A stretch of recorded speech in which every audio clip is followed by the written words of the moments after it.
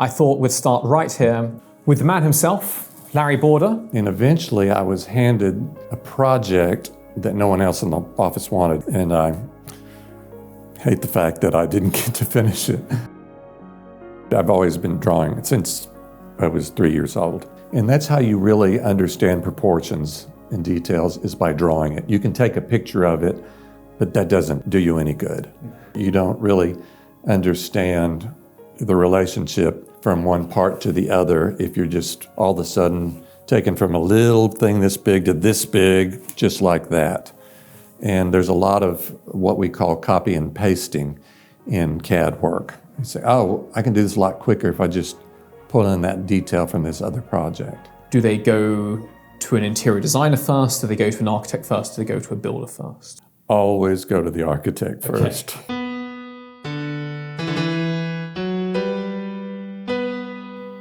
Hi, I'm Lucas Hamilton-Eddy, and for our first episode in our new YouTube channel, I thought we'd start right here in our offices in Dallas, just off the beautiful Katy Trail, with the man himself, Larry Boerder.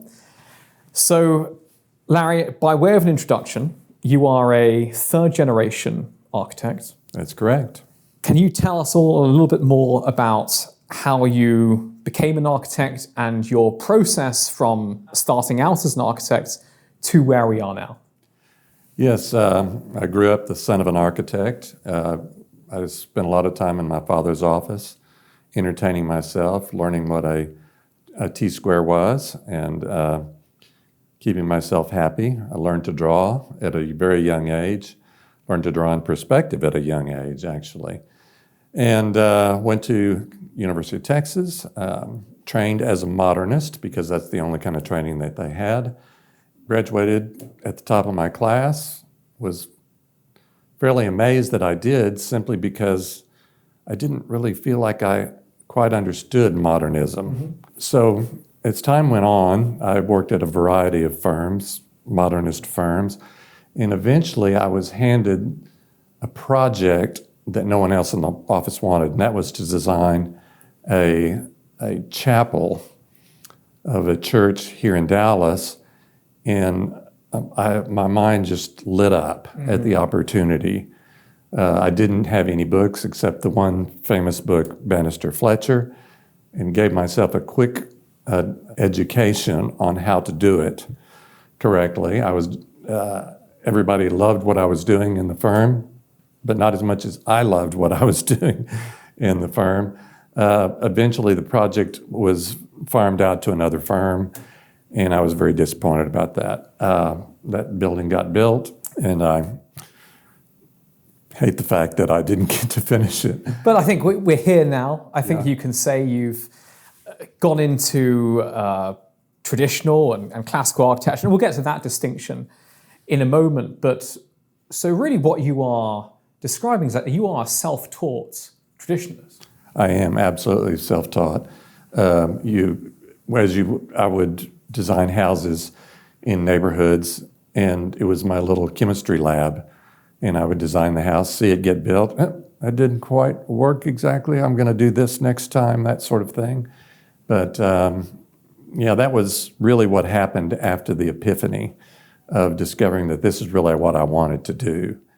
And epiphany, I think, is an interesting term, because the way you described it when that project came to you, and it feels like you weren't traveling, you weren't traveling to Rome every summer. You weren't traveling to Florence. You weren't immersed in classical architecture. You weren't immersed in traditional architecture growing up. But then this project comes to you, and then it's almost as if you have this vocational calling to continue down this traditional path. Yes, that's true. But one of the things, as I look back, that really stimulated me, and I really didn't know it was happening at the time, I went to a Baptist church that was done in the style of Christopher Wren. And there I was, surrounded by all these details every Sunday at the sermon, not paying that much attention to the sermon as much as I was the Corinthian capitals that were in the space, the volutes, the broken pediments that I saw. It was an exquisite example of excellent architecture, and it remains there today. Mm-hmm. So we've talked a little bit about pediments and I suppose what you would associate very typically with classical features. But of course, your practice today, if we look at the sort of images around us, it's not purely what a lot of architectural historians would describe as a purely classical practice, as in having an origin, say, with Palladio. How would you draw the distinction between classical architecture and traditional architecture? Well, classicism permeates traditional architecture. So when you think of classical architecture, you're really thinking of perfect symmetry all the while. And there is something that has always appealed to people about symmetry, because we as humans are symmetrical. We're designed to be attracted to. Absolutely. I was going to say, one of the things they often say of, the most beautiful people in the world, they talk about the remarkable symmetry that they have in their faces. That this is a great marker of beauty. That's one of the things that draws us to symmetry. But if you look at traditional architecture, the entire building is not always symmetrical, but the parts of it are. Without a doubt, they're symmetrical. So as you drive down the street, you are drawn to good architecture, which has symmetry, not necessarily in the overall house or building, but in the parts of the building. One of the things that I, to a degree, an outsider, I'm not an architect, but coming into this industry, that I often think about in relation to traditional architecture, as opposed to perhaps rather than purely a classicist architecture, is that it has a cultural root, is that you can look at something and you can trace its origins to a style that has a place in history. Mm-hmm. Would you agree with that? Yeah, and that kind of falls into the discussion that's frequently had, in that people say, oh, they just copied that. They copied, well, that's been the history of architecture from day one, starting with the Egyptians. The pyramids are perfectly symmetrical, but it was the Greeks that really founded a lot of the ideals of classicism. Once they were conquered, they were quickly taken over by the Romans, because the Romans said, that's beautiful. We want that too, but we're going to change it a little bit. And that's another thing that happens. So nothing is really copied as much as it's influenced by. Yes. And when you are designing a house, you're essentially taking historical influences in a particular style or in a particular area of the country. And would it be fair to say that you are interpreting, or even perhaps reinterpreting them, for something that is unique and bespoke to the client? Yeah. Well, it's first of all unique to me, mm-hmm. because I don't want to ever copy something. I should probably talk about this now, that specifically how I get started on a project. Once I meet a client for the very first time, they tell me what they want, stylistically or something like that. And as they're speaking to me, I'm designing the house in my head, and I cannot help that. I don't do anything. I always have my pencil here with me, but I'm not about to do that until I spend a lot of time thinking about the project. I have a farm in Midlothian, Texas, and I go on long walks, and while I'm doing that, I'm designing houses in my head. Yes. So that when I sit down, all of a sudden I have this inspiration of what it should be and how the floor plans will work with the elevations. And then it just pours itself out on me on the paper. And one of the things that I've noticed when our clients come in and they sit in the meeting with us, we normally have, which is probably my influence to a degree, we have some afternoon tea come out, and we have some cakes, and we have a nice conversation, a nice discussion. And a lot of the time the clients, there's a theme that I've noticed has established itself, which is clients often come in and say, we would like a traditional house, but with modern touches.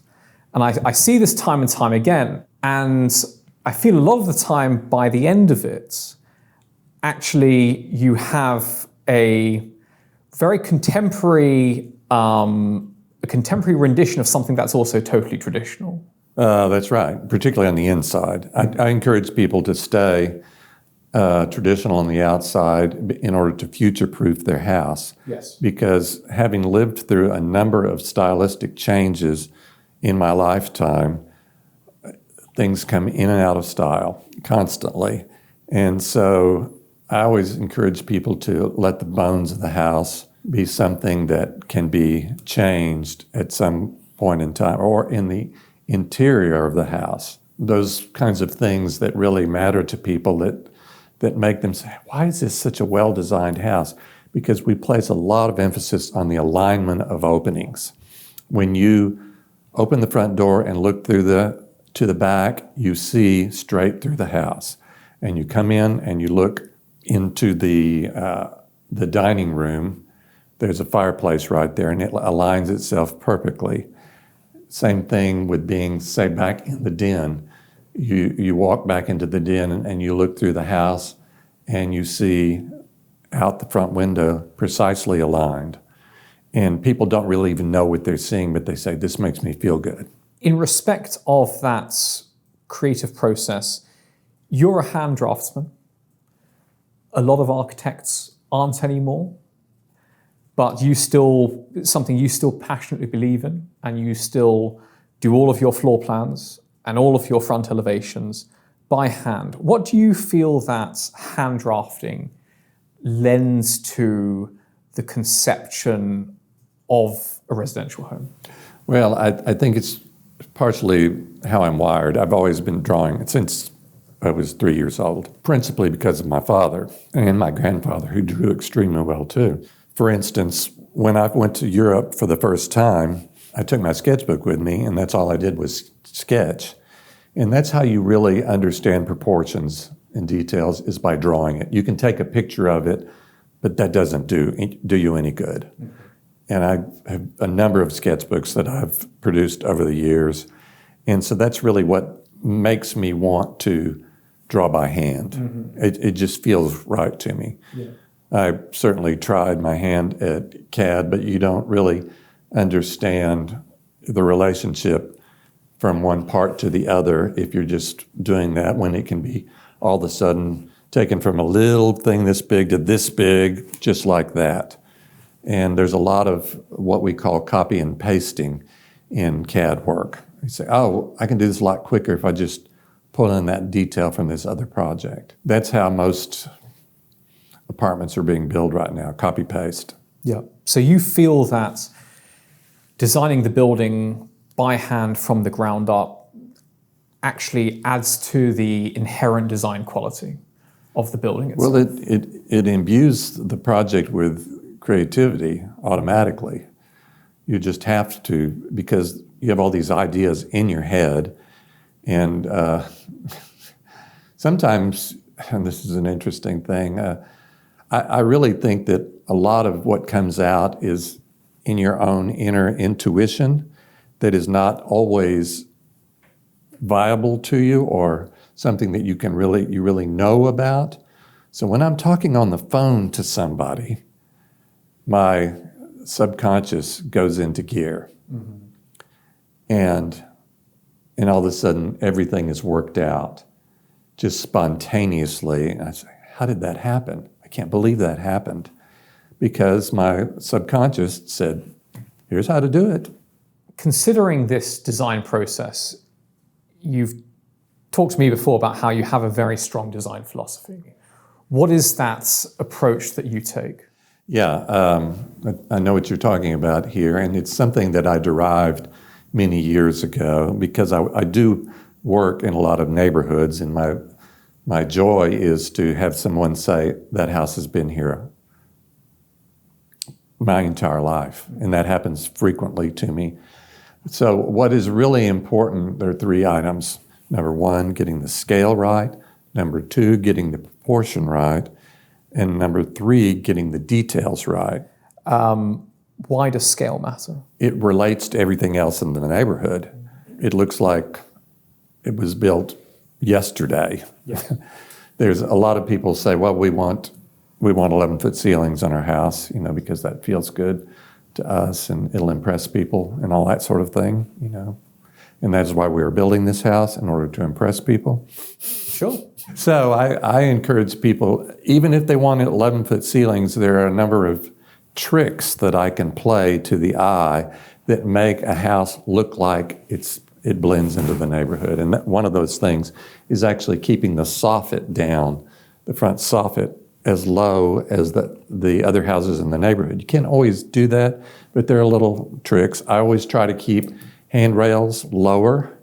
Now, there are codes that say a handrail has got to be 3 feet high, but back in the day, handrails could be 30 inches in height. But you can play little games, still keep it to code, yes, and it will people will not know, but they'll say, that's an old house. Because you're thinking about, how do we create a handrail that looks like it was placed on this house in 1920 or 1930, when in fact it was placed on this house 2 weeks ago. That's exactly right. And I spend a lot of time getting things like that in mind. But getting back to this, the other two items, so once you have determined the scale, those particular items, so that'll work, you go immediately to proportion, and proportion relates to the items within the whole design. So I never do a house that has a flat front facade. Okay. It has articulation to it. So getting those things exactly right and getting the proportion of the windows right. Not only that, but getting the panes of the window the correct proportions. And they just seem right. Yeah. And they should be taller than they are wide, inevitably. And then you go to detail, and the details are the last thing, because if you get the details exactly right and flunk out on the scale, you've blown it completely. Yes. And it's almost, would it be fair to say that it's a step-by-step approach? If you get the scale wrong, the house is always going to look out of place. Yes. And if it looks out of place in a neighborhood, it's just never going to look right. It's never going to look harmonious. That's right. With its surrounding. But so you get scale right, you go to proportion. And as you say, it needs to be proportional with each other. For instance, the dormers can't be too big, because otherwise you're going to look at it and say there's something sort of off on the roof line with it. Windows, I'm an extremist on the subject of windows. Mm-hmm. But as you say, if they are too big, it looks wrong. We can make wide windows, but if you divide them up into sections, say a center part that has the proper proportions, and then on the sides, they're a more narrow proportion with all of the window panes lining up correctly, and the window panes having that, again, the vertical proportion as opposed to a square or sideways proportion. Yes, and I really believe that a house can succeed or fail entirely on its windows, but that is proportion. That is exactly what you're talking about. So you get the scale right, you get the proportion right, and really, would it be fair to say you can have a pretty good house by just getting those two? If you get the detail wrong, if you drop the ball on the detail, you end up with something that's kind of boring. Would you say detail is what essentially makes a house attractive and interesting? There are all kinds of detail. There's modern detailing. Mm-hmm. And once you get the first two right, they're more compelling, the modern details. But yes, you can get once you decide if you're doing, say you're doing a classical house and it's going to be a Tuscan order, it's going to be Ionic, or it's going to be Corinthian, or it's going to be composite. Those need to be detailed correctly. But a lot of people applaud them when this happens, is when you actually make up a Corinthian capital. And that's a common thing that people do. But it has the same bell-type shape to it. And so there really are very few Corinthian capitals that are that similar. Just as an example of the of the Corinthian capital or the Ionic capital. And there are variations of each that are very interesting. I have a book called Norman's Orders, and it has 30 different examples of very well-designed Corinthian capitals. Same thing with the Ionic capital, same thing with the Roman Doric capital, that sort of thing. And I really study those just to make sure that they're right. I had the very good fortune to work with one of the leading classicists in the world, Quinlan Terry, architect of record here in Dallas. And I worked 4 years under him. It was like going to college again, second time. And he taught me so much. He's a very good friend of mine now. And you've often spoken about how that was just a seminal point in your career. Yes, it changed everything. And was it after that you began to you really did understand that those three pillars, to use a good architectural reference, of scale, proportion, and detail? Was it through that project that really developed your understanding of that? No, I really had that idea before I ever met him. Okay. But I was more focused on the details after that point and how to really do the details correctly. Yes. Well, in particular, if you're talking about columns and what we call an order really relates to the base, the column shaft, which has a little tilt to it. If I were to draw that, a Roman Doric column, you start with the base, draw it like this, put the base right there, and then you do the bottom shaft. You do it straight because columns have what they call entasis, which means it has a slight curve from the bottom to the top, and there are careful ways to create that. And for this, so this would be a Roman Doric as opposed to a Tuscan column, which is a little fatter. Not that there's anything wrong with that. And here is the echinus right here. And then you get to the top of the capital. There's a balection there. And then we get into what is called the abacus. The abacus is right like that. And then we go straight to the entablature. And one of the mistakes made frequently is that the entablature must line up with the top shaft, or you're kind of not doing it correctly. So you start your entablature, you line it up there, you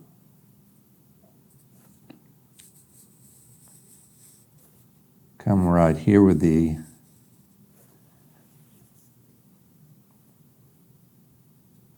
we have the top of our frieze right here. This is known as the architrave. This little flat section here is known as the frieze. With a Roman Doric, you can actually do what they call mutuals, which are some decorative pieces that go like this. They line up precisely with the column. Then there's a square, and then there's another mutual. Triglyph, excuse me. And then you get the balection here, and then on top of that is the corona, which comes back like this. Didn't draw it very well, but it's okay. So what you have here is a Roman Doric capital, actually a Roman Doric order.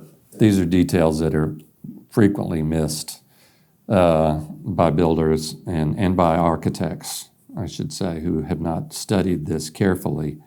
So, and you can spot them a mile away if you have any kind of education in this sort of thing, particularly the misalignment of the entablature, the edge of the entablature to the edge of the column capital as it completes the entasis from the bottom to the top. So this is the sort of thing that we think separates the homes that we do, the truly exceptional homes, from many of the other homes that wind up getting built. So Larry, before a client even comes to us, what should that client be thinking about in terms of both the style, the functionality, but also do they go to an interior designer first? Do they go to an architect first? Do they go to a builder first? How would you approach the starting point for a layman client? Always go to the architect first. Okay. Unsurprising that you take that view. Yeah, because there are a lot of people designing houses around who went to college or maybe didn't go to college, and they weren't necessarily trained in what we do, but they think they know how to do a classical building. But carrying on, I think it's important to get someone who, first off, has experience in classical and traditional architecture, and we've explained what that is comprised of.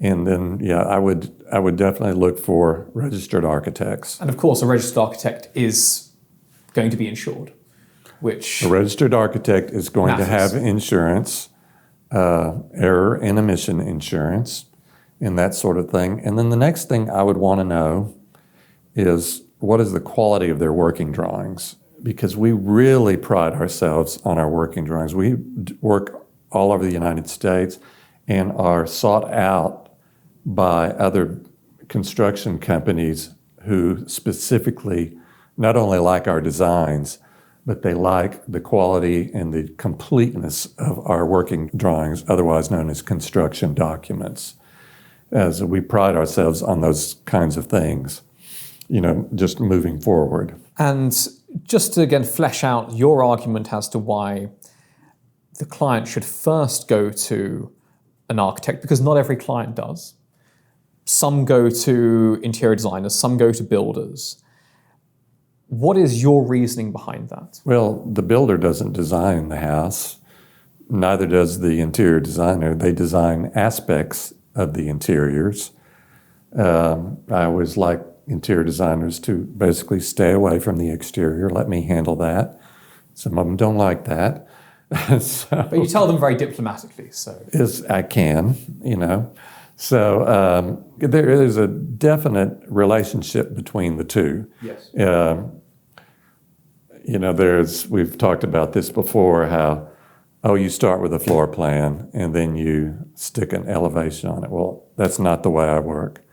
Or should anyone work that way? They have to be designed simultaneously as you're thinking about it. And then you work your way through the various phases. It starts with schematic design, which usually has a very nice sketch done by me, hopefully, that shows what the house looks like as you drive down the street. I don't necessarily want to do a straight-on elevation. I want it to be a perspective. So it looks like, hey, this is what you see from the street as you drive by. And then you work on, you go to what we call design development. Design development is refining that design. And then from there, you go right straight into construction documents. Now, the unique part about our business is we also have a construction company. So the construction company is aware of what we're doing from day one. The architects are part of the construction company. The superintendents are part of the architecture company in terms of what they understand, what they don't understand. And so it's really a way. There are 9% of the firms in the United States are doing what we call design build, but they're usually owned by the construction company and they get an architect working for them. Ours is the exact opposite. Owned by the architect, controlled by the architect. You've been very passionate about that. You've been really one of the first in Texas to take that design build approach where there's more harmonious integration between the building trade and between the architecture trade. One of the things that we talk about a lot in the office, just on a day-to-day basis, and we've touched on in this interview, are terms like intergenerational homes, legacy buildings, architecturally significant homes. What, in the context of infill architecture, does that mean to you? Well, I think the way we are set up in order to provide such a home is that we cover the entire package, with the exception of interior design. Although I am a licensed interior designer, but which helps me to understand and work with whatever designer we have. But I really have for a long time thought about what we really are. We are master builders. Prior to 1850, the architect was the contractor. He did it all. And then all of a sudden, later on in the 19th century, particularly people who had been to the École des Beaux-Arts in France, wanted to be thought of on the same level as attorneys and doctors. Mm-hmm. And so they said, we're not going to dirty our hands going out on the job site or anything like that. And so they began to separate themselves from the construction people. And I'm not afraid of any of that. In fact, I love working with the subcontractors. And so that's just how we became what we are now. We don't call ourselves a master builder because I am an architect. But I think there's the hearkening back to that is really plausible and makes a lot of sense to do the kinds of houses that you've just spoken about. And how does creating an intergenerational home, a home of architectural significance that perhaps has this timeless quality to it, how does that change a neighborhood? Well, it just depends on how it relates to the other houses in the neighborhood. And assuming it's successfully done and it relates well to the houses around it. Well, then people are going to appreciate it. You know, we hear time and time again, oh, I love that house. I love that house. Who did that house? And some people say, well, that's a Larry Boerder house. And but time and time again, we're seeing teardowns happening in these neighborhoods. And the houses that are put back are not necessarily what I would call classical or traditional in any way. They're painted white, most specifically. So do you think that by creating something that has intrinsic value, that's sympathetic, that's harmonious to its surroundings, we're avoiding that fate happening in the future? Hopefully. Yeah, that's what we hope for. One of the things, because I'm a musician also, and I think there's huge relationships between music and architecture. But one of the things that I appreciate about music is, and don't appreciate about architecture, is that buildings can be torn down. Music can never be torn down. Well, I think on that note, shall we leave it there? And thank you very much for your time, Larry. Thank you for giving us such a thorough and detailed insight into how you've gone about your work, really a career that spans in excess of 40 years. And will hopefully go for many, many more years and continue to build neighborhoods and continue to build buildings that really add and that really enrich their surroundings. Well, thank you very much. Glad to be here.